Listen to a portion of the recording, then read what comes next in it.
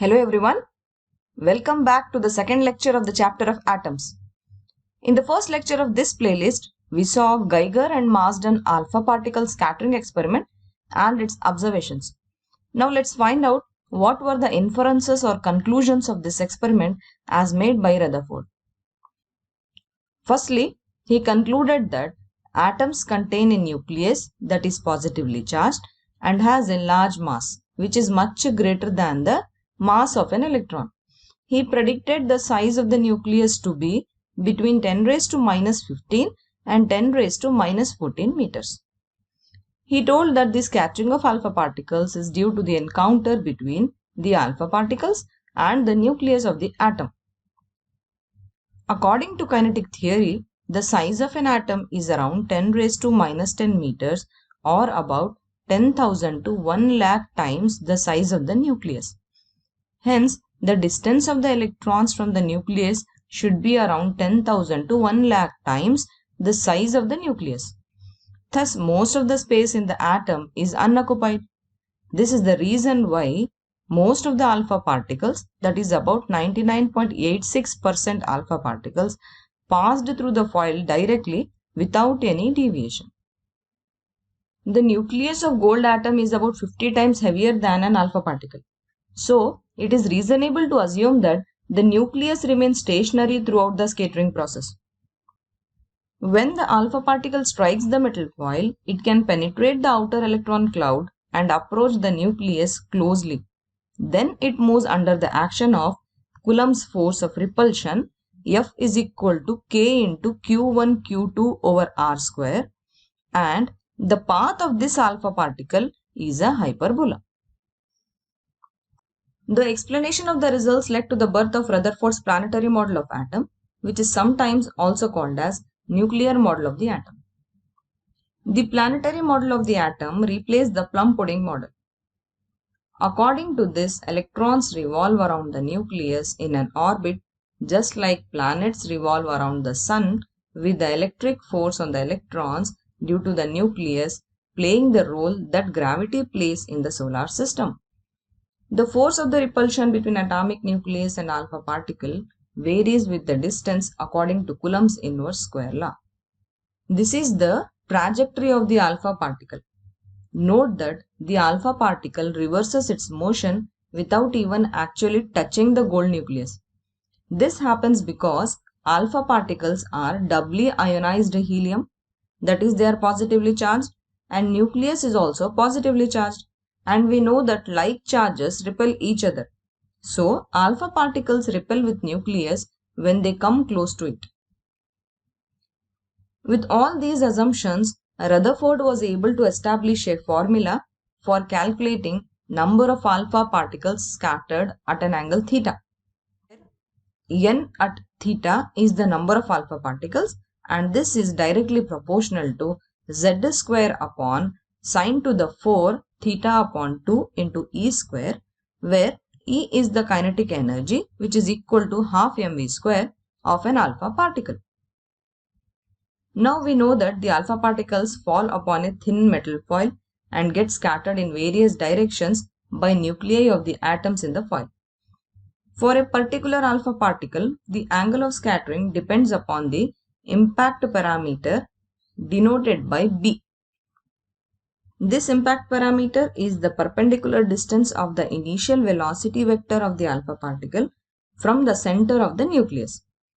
Rutherford showed that the angle of scattering theta is related to impact parameter as B is equal to z square E square cot of theta upon 2 over 4 pi epsilon naught into capital E, where capital E is the kinetic energy of the alpha particle, which is equal to half mv square. Here note that smaller the impact parameter B, greater will be the scattering angle theta.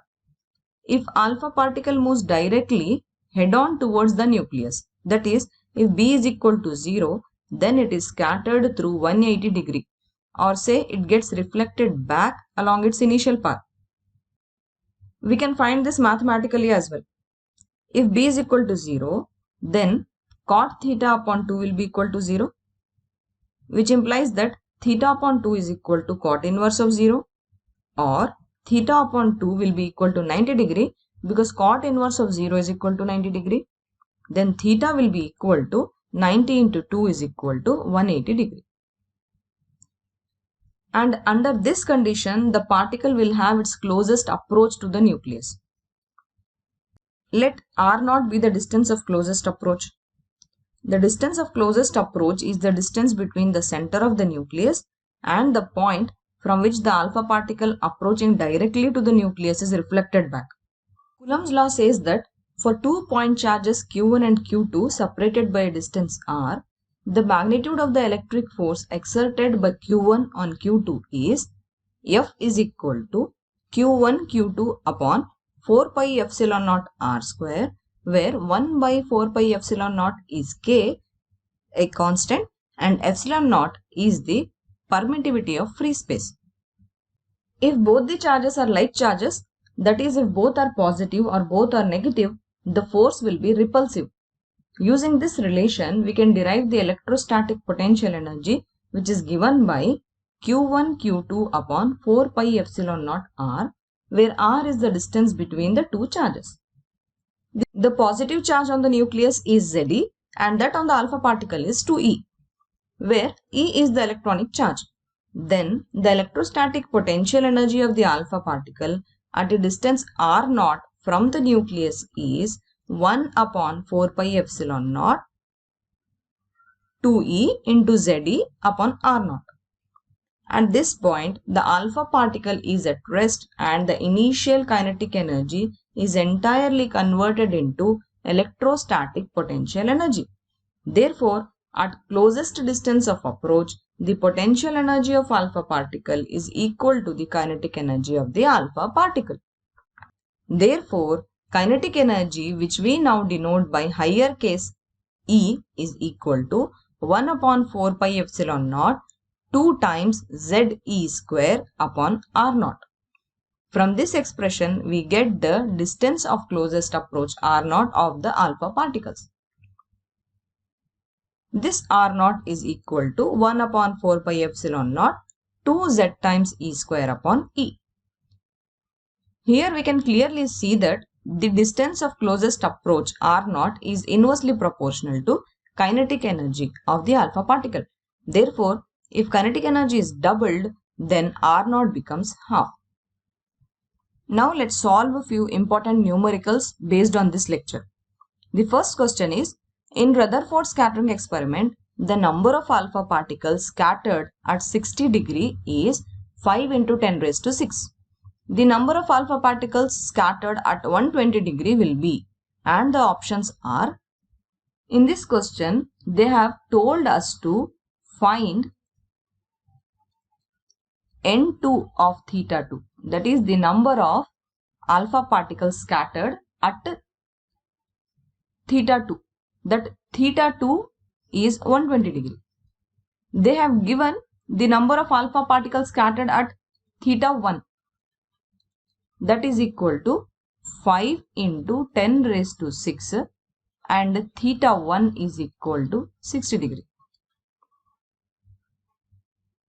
We know that the number of alpha particles scattered can be calculated using this formula, Z square upon sine raised to 4 theta upon 2 into E square. So we can easily divide this N2 upon N1 and find the answer.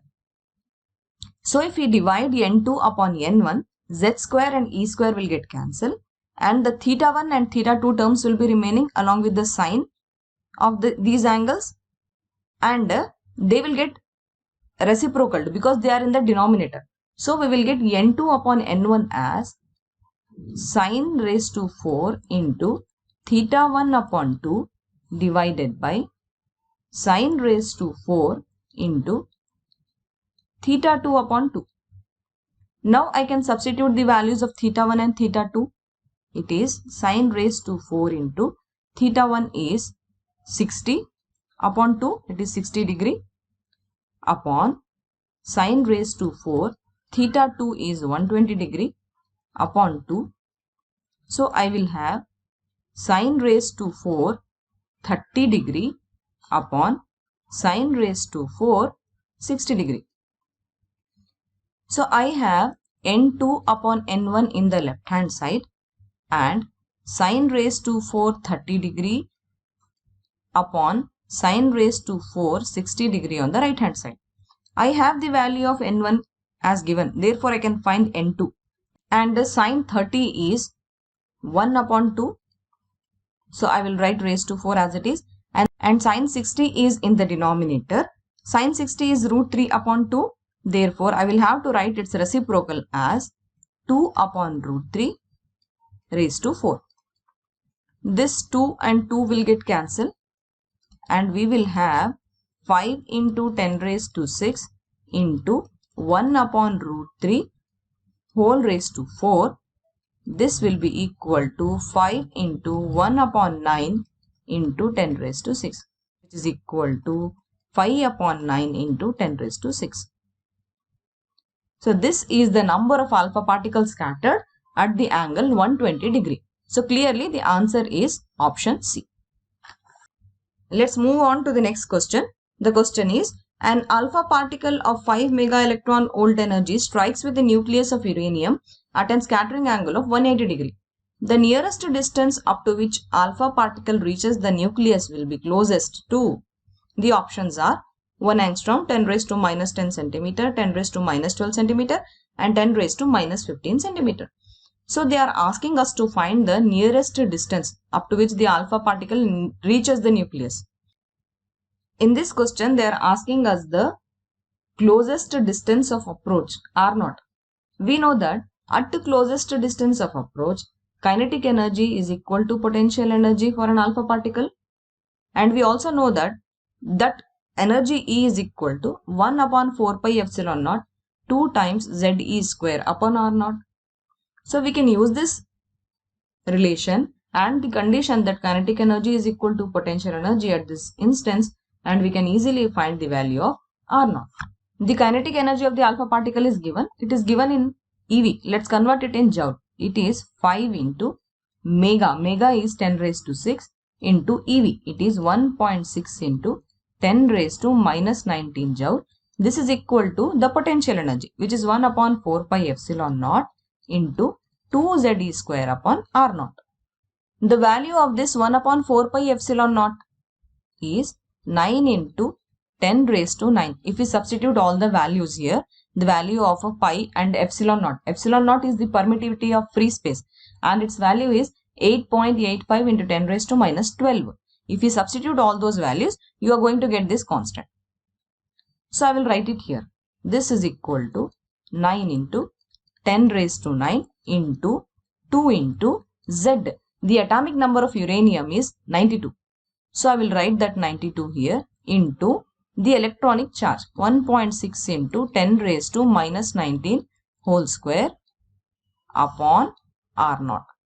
And I have 5 into 10 raised to 6 into 1.6 into 10 raised to minus 19 in the left hand side. Because I want to find the R0, I will bring it in the left hand side. This is equal to, this 1.6 into 10 raised to minus 19 will get cancelled with the term in the numerator, and we will have R0 is equal to 1656 upon 5 into 1.6 into 10 raised to minus 16, which is equal to 1656 into 0.32 into 10 raised to minus 16. So this will be equal to 529.92 into 10 raised to minus 16. So this will be our distance of closest approach R0, and this will be in centimeters. But from the options we can see that there is no 10 raised to minus 16. So we will try to reduce this as much as possible. So this will be equal to 0.53 into 10 raised to minus 12 centimeter. This will be equal to 0.529 into 10 raised to minus 12 centimeter, or approximately it is equal to 0.53 into 10 raised to minus 12 centimeter. Therefore, the correct option will be 10 raised to minus 12 centimeter. The DIY question of this lecture is, in the Rutherford experiment, alpha particles are scattered from a nucleus as shown in this figure. Out of the 4 paths, which path is not possible? And the options are D, B, C or A. Okay then, that's all for this lecture. Please do answer this DIY question in the comment section, and also please let me know if you have any doubt regarding this lecture or any other lectures in the comment section. Thank you. Bye.